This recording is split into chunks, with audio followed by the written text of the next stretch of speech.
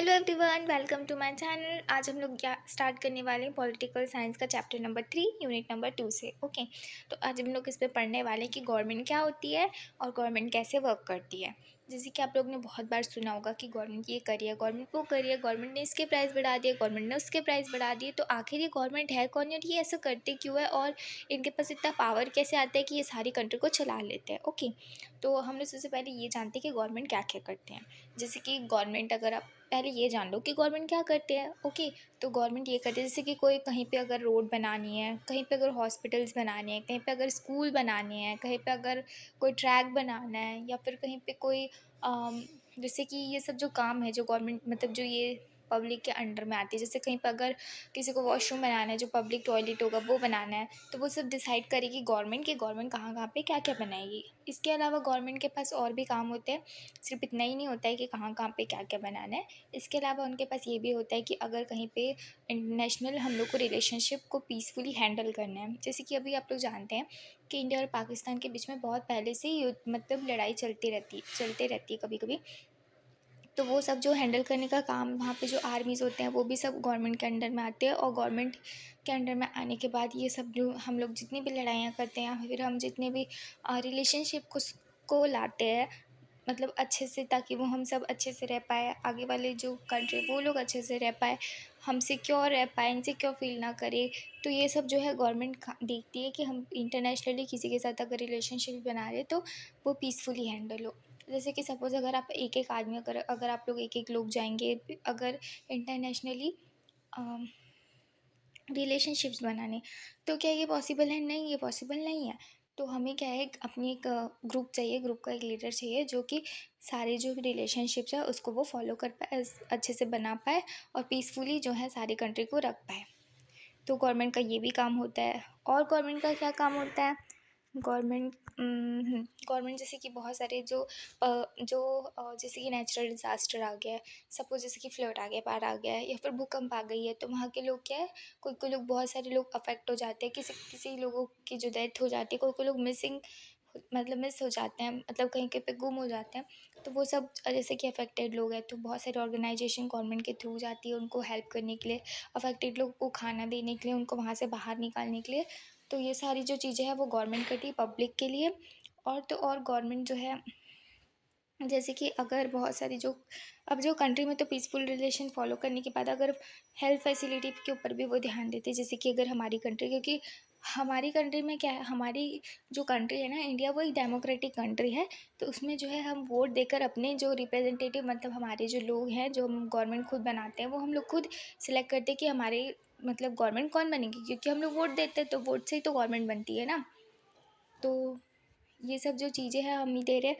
तो उनका, गवर्नमेंट का ये भी ज़िम्मेदारी है, रिस्पॉन्सिबिलिटी है कि अगर कहीं पे मान लो कोई अगर बहुत पुअर है, तो ऑर्गेनाइजेशन रन करके हम लोग उनकी मदद करेंगे। अगर गर्ल्स है तो गर्ल्स में इक्वली बॉयज़ की जैसे से ट्रीट किया जाए, तो उनके लिए भी बहुत सारे कैंपेन होते हैं कि बेटियों को पढ़ाना है, बेटियों को बचाना है। तो इस तरीके के काम भी गवर्नमेंट करती है। और तो और गवर्नमेंट क्या काम करती है, हेल्थ फैसिलिटी, फूड फैसिलिटी देती है कि अगर कोई लोग जैसे कि फुटपाथ पे रह रहे हैं, फिर कोई कुछ पे रह रहा है, तो उनको जो है उनके लिए इनफ जो है फूड मिल पाए, उनकी हेल्थ अभी अच्छी है या नहीं, मतलब ये सारी चीज़ें जो भी गवर्नमेंट देखती है। ओके,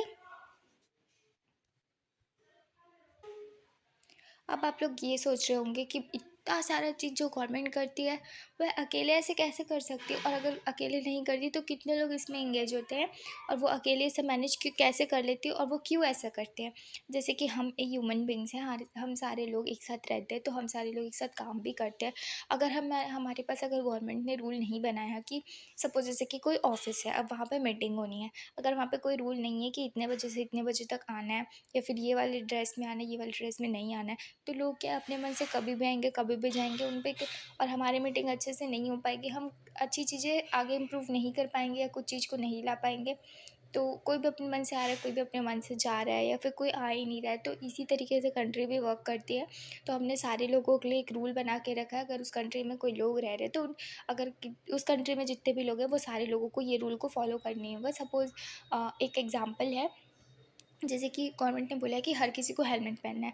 अगर आप हेलमेट नहीं पहनेंगे तो आपको जेल भी हो सकती है, आपको बहुत सारे अमाउंट में फ़ाइन भी भरना पड़ सकता है। तो ऐसा क्यों? तो गवर्नमेंट हमारे लिए ही तो ऐसा बोल रहे हैं ना, ताकि अगर एक्सीडेंट हो तो हमारे सर पर चोट ना आए, अगर हमारे सर पर चोट आएगी तो हमारी मौत भी हो सकती है। तो इसीलिए गवर्नमेंट ने ये रूल बनाया है कि सबको हेलमेट पहनना है, ओके। तो फिर गवर्नमेंट के रूल बनाने के बाद अगर हम लोग दूसरा एग्जांपल लें, तो आपके बुक में जो दिया हुआ है कि हर एक जो भी गाड़ी चला रहा है उनके पास लाइसेंस होना ज़रूरी है। तो ये सारे लोग जो है ये सब रूल जो इस्टेब्लिश करते हैं, और इसे हमें मानना ही पड़ता है, क्योंकि हमें अगर नहीं मानेंगे तो हमारे खिलाफ बहुत सारी एक्शंस लिए जा सकते हैं। अब हम लोग नेक्स्ट टॉपिक जो पढ़ने वाले हैं, आपको ये वाली टॉपिक तो समझ में आ गई ना, तो अब हम लोग नेक्स्ट टॉपिक पढ़ने वाले हैं। नेक्स्ट टॉपिक क्या है? Levels of government. तो लेवल्स ऑफ गवर्नमेंट क्या होती है? लेवल्स ऑफ गवर्नमेंट, देखो इतनी बड़ी कंट्री है, अब इतनी बड़ी कंट्री में हमें कुछ इतने से अगर ग्रुप ऑफ पीपल बैठ के अगर अगर कोई चला रहे हैं, अगर कोई कंट्री को अगर मतलब गवर्न कर रहे हैं, तो इतने से लोग बैठकर एक छोटे से स्टेट में या छोटे से जगह पे बैठकर इतनी बड़ी कंट्री को तो नहीं चलाया जा सकता ना, तो हमें इसके लिए डिफरेंट डिफरेंट ब्रांच चाहिए होंगे। तो ये हमारे लेवल्स ऑफ गवर्नमेंट बेसिकली 3 तरीके से डिवाइड है, एक नेशनल, एक स्टेट लेवल पर और एक लोकल लेवल पर। नेशनल लेवल पर जो कि डिफेंस, जैसे कि अगर मान लो इंडिया पाकिस्तान का लड़ाई हो रहा है, तो वो सारे जो मैटर है ना वो नेशनल गवर्नमेंट देखेगी, नेशनल लेवल पर देखेगी, क्योंकि वो नेशनल, क्योंकि 2 कंट्री के बीच में अब वो चीज़ें आ गई है, तो ये जो है अब ये जो चीज़ है वो अब नेशनल गवर्नमेंट ही देखेगी, ओके। जैसे कि स्टेट लेवल की बात आ गई, जैसे कि अगर स्टेट में कोई चीज़ें हो रही है, जैसे कि बिहार है और मैं इसके मध्य प्रदेश है, ये दोनों के बीच में अगर कोई भी चीज़ को लेकर इशू चल रही है, तो वो लोग अगर अपने अपने स्टेट लेवल पर जाएंगे, तो वो जो उनका स्टेट है, दो अलग स्टेट गवर्न करने लग जाएगा, तो इसमें तो नहीं होगा होगा ना, जस्टिस नहीं मिल पाएगा। तो इसके लिए जो है हमें नेशनल लेवल पर जाना पड़ता है। हाँ, लेकिन अगर अगर बिहार के अंदर में कोई अगर 2 सिटी या टाउन या विलेज के बीच में अगर झगड़ा हो रहा है, तो वो लोग स्टेट लेवल पर जाएँगे, ताकि उनका वहीं पे झगड़ा सॉल्व हो जाए, ओके। अब उसके भी नीचे आ जाते हैं, अगर थोड़ा छोटा इश्यू है लोकल लेवल पर, तो वो लोकल लेवल पे लोकल गवर्नमेंट के पास जाकर अपने इश्यू को वहाँ पे उनसे अगर जाएँगे लेकर, तो उन्हें जस्टिस मिलेगा, ओके। तो इस लेवल पर बढ़ने से क्या है, सारे इतने सारे जो प्रॉब्लम है वो एक-एक लेवल की गवर्नमेंट अगर सॉल्व करती है, तो इससे थोड़ा ईज़ी हो जाता है इतनी बड़ी कंट्री को हमें गवर्न कर पाना, रन कर पाना, ओके। आप लोग ये इंडिया का मैप देखो, ओके, ये पॉलिटिकल मैप है। तो देख रहे हो कितने सारे मतलब स्टेट है, अब इतने सारे स्टेट में इतने सारे जो डिस्ट्रिक्ट्स हैं, इतने सारे जो सिटी टाउन्स हैं, ये सारों को ये सारों को अगर रन करना है, तो हम लोग को ऐसे एक जगह पे बैठ कर तो हम लोग नहीं रन कर पाएंगे, तो हमें अलग अलग लेवल पे बहुत सारे गवर्नमेंट चाहिए होंगे जो कि इस चीज़ को रन कर पाए। ये सबसे बड़ा नेशनल लेवल पर होगा, क्योंकि वो नेशनल डिबेट्स वगैरह को भी सॉल्व करता है, जैसे कि इंटरनेशनल रिलेशनशिप्स बनानी है या फिर डिफेंस के लेके अगर कुछ चीज़ें को हमें बताना है या फिर कुछ करना है, तो वो सारे जो है इंटरनेशनल गवर्नमेंट ही देखेंगे। अब जो गवर्नमेंट होती है ना, हम उन्हें खुद इलेक्ट करते हैं, ताकि वो हमारे लिए डिसीजंस ले पाए, एक्शंस ले पाए, और जितने भी लॉ है उनको एनफोर्स कर पाए, जो कि हमारे लिए होंगे, जो कि अच्छे के लिए होंगे। जैसे कि मैंने आपको लाइसेंस वाला एग्जांपल दी थी, वो आपके अच्छे के लिए है और वो आपके लिए ही बना हुआ है। तो गवर्नमेंट के पास ये पूरा पावर है कि वो ये सारी चीज़ों को एनफोर्स कर सकती है, और अगर आप इसको नहीं मानेंगे, तो वो आपके खिलाफ एक्शन भी ले सकते हैं। अगर मान लो अगर किसी को लग रहा है कि नहीं, गवर्नमेंट ने बहुत गलत रूल बनाया है, जैसे कि सपोज़ अगर गवर्नमेंट ने ये रूल बना दिया है, ये लॉ बना दिया है कि अगर आप एक ब्लैक स्किन के, मैं एग्जांपल दे रही हूँ, अगर आप ब्लैक स्किन के और अगर आप टेंपल पे जा रहे हो, तो आपका टेंपल पे जाना मना है, वहाँ पे सिर्फ वाइट स्किन कलर के लोग ही जा पाएंगे, तो ये बहुत ही गलत है। ये लॉ बहुत ही गलत है, क्योंकि हम हमारी डेमोक्रेसी में दिया हुआ है कि हम सबको इक्वली इक्वली ट्रीट करेंगे। अगर ऐसा नहीं होगा तो वो इलीगल होगा और उनके खिलाफ बहुत कड़ी एक्शन भी ली जा सकती है। तो ओके, अगर ऐसा हुआ, अगर गवर्नमेंट ने ये रूल बना दिया, तो लोग क्या है, लोगों के पास पूरा अधिकार है, कि लोगों के पास पूरा हक है कि वो जो है ये लॉ के खिलाफ बहुत सारे एक्शंस ले पाए, जैसे कि प्रोटेस्ट कर पाए, जैसे कि बहुत सारी रैलीज निकाल पाए, कैंपस निकाल पाए। तो ये सारी जो चीज़ें हैं, अगर हम लोग गवर्नमेंट को पावर दे रहे, तो हम उनसे वो पावर के थ्रू हम इनसे लड़ाई कर कर अपनी चीज़ें जो है मनवा भी सकते हैं, अगर वो सही हैं तो। और अगर गवर्नमेंट गलत है, तो हम ये सब चीज़ें उनके खिलाफ कर कर जो ये चीज़ है या फिर ये कोई गलत रूल है उसको हटा भी सकते हैं। अब आप आपके ऊपर ऐसा आ रहा होगा क्वेश्चन कि गवर्नमेंट को इतना पावर देता कौन है, मतलब ये कौन लोग हैं जिनके पास इतना पावर आ जाता है। तो ये पावर हम खुद देते हैं इलेक्शन के थ्रू, क्योंकि इंडिया जो है ना वो बहुत बड़ी कंट्री है और इसमें इनकी पॉपुलेशन बहुत ज़्यादा है।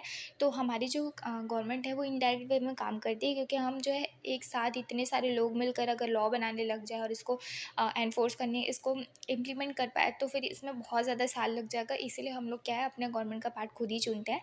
हम क्या है इलेक्शन में वोट देते हैं और वोट के थ्रू हम लोग एक पर्सन को इलेक्ट करते हैं जो हमारे रिप्रेजेंटेटिव होता है। वो आगे जाके हमारे लिए वो गवर्नमेंट में पार्टिसिपेट करते, वो गवर्नमेंट बन जाते हैं और फिर उसके बाद वो जो है आगे हमारे लिए लॉज या फिर कोई डिसीजंस ले रहा है तो वो लेते हैं। ओके, तो यही है डेमोक्रेटिक कंट्री। और डेमोक्रेसी का मतलब ये है कि हम खुद एक जो हमारे रिप्रेजेंटेटिव है उनको इलेक्ट कर पाए, ताकि वो कोई भी जो चीज़ें हैं वो हमारे लिए कर पाए। अगर वो हमसे बिना पूछे कर रहे हैं या फिर अगर वो कोई लॉ बना रहे हैं हमसे बिना हमें बताए, बिना उसकी बिना उसको समझाए, तो वो गलत होगा डेमोक्रेसी में। क्योंकि डेमोक्रेसी गवर्नमेंट का अ, मतलब उनको एक्सप्लेन ही करना है कि भाई उन्होंने अगर कोई एक्शन लिया है या फिर कोई डिफेंस लिया है या फिर कोई डिफरेंट डिसीजन लिया है तो वो हमें बताएंगे, क्योंकि हमारे लिए ही हो रहा है और हमने ही उनको इलेक्ट किया है। तो उनका काम है कि हमें समझाना है कि वो ऐसा क्यों कर रहे हैं और ये लोग को क्यों बनाया जा रहा है या फिर ये एक्शन क्यों लिया जा रहा है। अगर वो ये नहीं करेंगे तो उनके खिलाफ प्रोटेस्ट होगा। तो डेमोक्रेटिक गवर्नमेंट इस तरीके से रन करती है। और पीपल के पास डेमोक्रेटिक कंट्री में पूरा हक है कि वो जो है अगर उनके साथ कोई भी गलत हो रही है चीज़ें तो वो कोर्ट जाएंगे और अपना जो जो भी स्टेटमेंट है वो वहाँ पे देंगे और वहाँ पे अगर उनके साथ जो भी गलत हो रहा है वो वहाँ पे बताएंगे और कोर्ट इनको पूरा जस्टिस देने की वो जस्टिस देंगे। क्योंकि जो कोर्ट है वो भी गवर्नमेंट का एक पार्ट है, लेकिन इनका जो है डेमोक्रेटिक पीपल के ऊपर ये पूरा अधिकार है कि वो लोग अगर कोई भी अगर गलत चीज़ें उन्हें लग रही है तो वो उनके खिलाफ प्रोटेस्ट एक्शन भी ले सकते हैं। एक और फॉर्म होती है गवर्नमेंट की। टाइप्स ऑफ गवर्नमेंट में आपकी बुक में दो गवर्नमेंट दिया हुआ है, डेमोक्रेटिक गवर्नमेंट और एक मोनार्की। तो डेमोक्रेटिक के बारे में मैंने आपको बता दी कि हम अपने जो रिप्रेजेंटेटिव होते हैं वो खुद चुनते हैं और हमारी जो गवर्नमेंट की टाइप है वो इनडायरेक्ट फॉर्म है, क्योंकि हम इन्हें इलेक्ट करते हैं फिर वो आगे जाके हमारे लिए डिसीजंस लेते हैं, हम डायरेक्ट डिसीजन नहीं लेते हैं। और सेकेंड, अगर हमें कोई भी चीज़ गलत लगती है इनके खिलाफ में तो हम इनके खिलाफ में एक्शन भी ले सकते हैं, हम कोर्ट भी जा सकते हैं, फिर हम प्रोटेस्ट भी कर सकते हैं। और फोर्थ मैंने आपको ये बताया कि अगर गवर्नमेंट अगर कोई रूल बनाई है, अगर हम उस कंट्री में रह रहे हैं तो हम सबको मानना पड़ेगा। अगर वो हम प्रोटेस्ट करेंगे जब अगर वो रिक्वायर होगा, अगर नहीं होगा तो हमें वो रूल को मानना पड़ेगा अगर हम उस कंट्री में रह रहे हैं तो। सेकेंड टाइप है गवर्नमेंट की, वो है मोनार्की, जिसमें कोई किंग या फिर क्वीन जो है एक कंट्री को चला रही होती है। और इसमें ऐसा और उनके बच्चे हम वहाँ पे इलेक्ट नहीं करते हैं। जैसे कि हमारे में इलेक्शन होता है, हम वोट देते हैं, फिर वो आगे जाके प्राइम मिनिस्टर या फिर बनता है। तो वहाँ पे ऐसे नहीं होता है, वहाँ पे जो उनके बच्चे होते हैं वो आगे जाके किंग बनेंगे, क्वीन बनेंगे। इसके अलावा किसी के पास भी एक हक नहीं होता। कुछ ग्रुप ऑफ पीपल होते हैं जो मिलकर पूरी कंट्री को चला रहे होते हैं। और वहाँ पे ऐसा अगर वो लोग कोई गवर्नमेंट बना रहे हैं, अगर वहाँ पे उन लोग कोई लॉ बना रहे हैं, सॉरी मैंने गवर्नमेंट बोल दी थी। अगर उन लोगों ने वहाँ पे कोई लॉ बनाया है तो उनको कोई भी ज़रूरत नहीं है कि वो लोग अपनी गौ मतलब जो अपनी पीपल है उनको बताने की, उनको एक्सप्लेन करने की उन्होंने ये लॉ क्यों बनाए हैं। अगर वो गलत लॉ भी बना रहे हैं तो वहाँ के लोगों को वो मानना ही पड़ेगा, क्योंकि उनके पास कोई ऑप्शन नहीं है। मोनार्की यही होती है कि जो किंग है वो किंग का जो बच्चा है वो ही किंग बनेगा, या क्वीन का बच्चा है वही क्वीन बनेगी, क्योंकि इसके अलावा उनके पास कोई ऑप्शन नहीं है। अगर वो कोई भी लॉ बना रहे तो उन्हें उन लोगों को वहाँ के कंट्री के लोगों को मानना ही पड़ेगा। उनके पास पूरा पावर है, लेकिन एक पीपल के पास कोई भी पावर नहीं है। अगर उनकी जो गवर्नमेंट उनको बोल रही है, उनका जो राजा उनको बोल रहा है, किंग उनको बोल रहा है, वो उनको करना ही पड़ेगा, उनके पास कोई ऑप्शन ही नहीं है। सपोज़ जैसे कि वहाँ के अगर जैसे कोई किंग है, अगर उसने बोल दिया कि ये पुअर है और पुअर लोग जो है टेंपल नहीं जा सकते, तो वहाँ के हर लोगों को मानना पड़ेगा, उनको एक्सप्लेन करने की भी ज़रूरत नहीं है। अगर वो जो किंग होते हैं उनके पास इतना पावर होता है ना कि वो लोग अगर कोई प्रोटेस्ट भी कर रहा है तो फिर वो उन्हें हरा भी सकते हैं। तो ये होता है मोनार्की और ये होता है डेमोक्रेटिक। आप देख सकते हैं कि डेमोक्रेटिक गवर्नमेंट कितनी अच्छी होती है, क्योंकि हमारे पास पूरा हक होता है कि अगर कुछ गलत हो रहा है तो हम उसके खिलाफ बोलें और वो इम्प्लीमेंट किया जाएगा। यहाँ पे एक फैक्ट दिया हुआ यूके और अमेरिकन यूएसए जो लेडीज़ें हैं, जो मतलब जो कि जो फीमेल है उनके बारे में।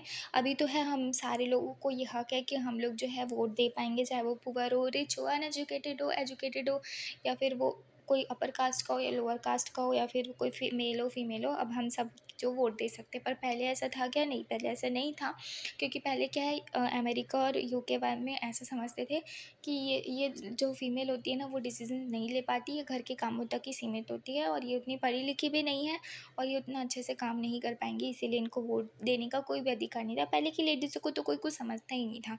फिर इसके बाद क्या हुआ कि वर्ल्ड वॉर होने लगा और ये जितनी भी सारी जो वहाँ की जो फीमेल थी, उनके जो हस्बैंड थे ना, वो लोग आर्मी जॉइन कर चुके थे और वो लोग घर से बाहर रहने लगे थे। तो अब जो जिम्मेदारी, जो रिस्पॉन्सिबिलिटी आ जाती है, वो वुमेन के ऊपर ही आ जाती है। तो वुमेन्स जो है काम करना चालू कर देते हैं, वो लोग जॉब करना चालू कर देते हैं। इतने अच्छे तरीके से वो लोग जॉब करते हैं, घर को भी संभालते हैं, परिवार को भी संभालने के बाद, अपने बच्चों को संभालने के बाद भी वो लोग जो है ऑर्गेनाइजेशन को बहुत अच्छे से रन कर पाते हैं। तो उनको ऐसा लगता है कि फिर उन्हें धीरे धीरे समझ में आता है कि अगर ये सारे रूल्स, अगर ये सारे जितने भी जो रिस्पॉन्सिबिलिटी है, अगर वो हम लोग ले पा रहे हैं, अगर हम लोग कोई चीज़ के डिसीजन को अच्छे से ले पा रहे हैं, तो हमें पूरा हक है हम वोट दे पाए, क्योंकि हम भी वो कर रहे हैं जो कि एक मैन करते हैं। तो इसके लिए लोग बहुत ज़्यादा प्रोटेस्ट करते हैं, हंगर स्ट्राइक्स, भूख हड़ताल पर आ जाते हैं, कई कई लोग तो जेल चले जाते हैं। फिर फाइनली इतने लॉन्ग स्ट्रगल के बाद 1920 में अमेरिका को ये, यूएसए की जो फीमेल्स हैं उनको ये अधिकार मिल जाता है, उनको ये हक मिल जाता है, राइट मिल जाता है कि वो लोग वोट कर सकते हैं। और फिर इतने और लड़ाइयों के बाद 1928 में, 8 साल बाद जाकर यूके को ये मिलता है राइट कि वो लोग भी वोट कर सकते हैं। तो सरफरेज जो वर्ड होता है ना, राइट टू वोट के लिए होता है। तो मूवमेंट ने सरफरेज मूवमेंट को दिया, अंजाम दिया। ओके। तो फिर इससे यही सारी जो लड़ाइयों के बाद ये जो वो वुमेन सरफरेज मूवमेंट जो आया, वो इसी वर्ड के बाद आया, क्योंकि ये सरफरेज मतलब ही होता है राइट टू वोट, और वुमेन वुमेन अपनी अधिकारों के लिए लड़ते हैं, राइट टू वोट के लिए लड़ते हैं, इसीलिए उन्हें जो है इस मूवमेंट को नाम दिया गया वुमेन सरफरेज मूवमेंट। ओके। अब हम अपने प्यारे इंडिया के बारे में देखेंगे कि हमारे में तो डेमोक्रेटिक गवर्नमेंट होती है। इंडिया एक डेमोक्रेटिक कंट्री है। लेकिन ये जो अचीवमेंट हमें मिला है, पहले से था क्या? नहीं, पहले ऐसा नहीं था। पहले ये जो अचीवमेंट है, ये रिजल्ट है बहुत ही लॉन्ग स्ट्रगल का। बहुत ज़्यादा स्ट्रगल करा है लोगों ने, बहुत ज़्यादा लंबी लड़ाइयाँ लड़ी है इंडियन पीपल ने, तब जाकर जो है यहाँ पे डेमोक्रेसी आई है। और ये इतनी लड़ाइयों के बाद जो है डेमोक्रेटिक कंट्री इंडिया बन पाई है। और ये जो है डेमोक्रेटिक कंट्री का सबसे मेन फीचर जो ये है कि जो यहाँ के जो लीडर्स हैं, जो कि आगे जाके एक्शंस और डिसीजंस लेते हैं, वो पीपल के द्वारा ही इलेक्ट होते हैं, हमारे थ्रू ही हम लोग उनको वोट देते हैं। फिर वो लोग जो है गवर्नमेंट का पार्ट बनकर हमारे डिसीजंस लेते हैं। इसका मतलब ये हुआ कि हम लोग अपनी लिए जो रूल्स है, वो हम किसी रिप्रेजेंटेटिव को इलेक्ट करके फिर वो आगे हमारे लिए रूल बनाता है, वो सब पे फॉलो होता है। ओके। तो डेमोक्रेटिक जो गवर्नमेंट है, डेमोक्रेटिक एक वर्ड है जो कि इससे आता है कि हम जो है हमारे रिप्रेजेंटेटिव खुद इलेक्ट कर रहे हैं। ओके। मैंने आपको अभी थोड़ी देर पहले बताया कि हम जो अपने रिप्रेजेंटेटिव खुद इलेक्ट करते हैं, फिर वो आगे जाके हमारे लिए लॉज बनाते हैं। तो हम खुद नहीं पार्टिसिपेट करते, हम अपना रिप्रेजेंटेटिव चुनते हैं, क्योंकि अगर हम खुद करेंगे तब इसमें बहुत ज़्यादा टाइम लग जाएगा। ओके। ये जो रिप्रेजेंटेटिव होते हैं, ये एक साथ मिलते हैं और डिसीजन बनाते हैं सारे जो इंटायर पॉपुलेशन के लिए, इंडिया की सारी इंटायर पॉपुलेशन के लिए। और जहाँ जहाँ पे डेमोक्रेटिक गवर्नमेंट अगर रन कर रही है, तो वहाँ पे ये सारे लोग जो है रिप्रेजेंटेटिव मिलके डिसीजंस लेते हैं। लेकिन क्या हम इसे डेमोक्रेटिक गवर्नमेंट तब तक हम इसे डेमोक्रेटिक गवर्नमेंट नहीं बोल पाएंगे, जब तक जो है यूनिवर्सल एडल्ट फ्रेंचाइज को अगर हम लोग नहीं फॉलो कर रहे हैं। तो यूनिवर्सल एडल्ट फ्रेंचाइज क्या होती है? इसमें ये होता है कि 18+ के जितने भी लोग हैं, चाहे वो पुअर हो, रिच हो, अनएजुकेटेड हो, एजुकेटेड हो, ये वो सारे के सारे लोग जो है वोट दे सकते हैं। ओके। पर पहले ऐसा था क्या? नहीं, पहले ऐसा नहीं था जब इंडिया डेमोक्रेटिक कंट्री बन गई थी। लेकिन उसके बाद भी जो है अ, उसके पहले नहीं था।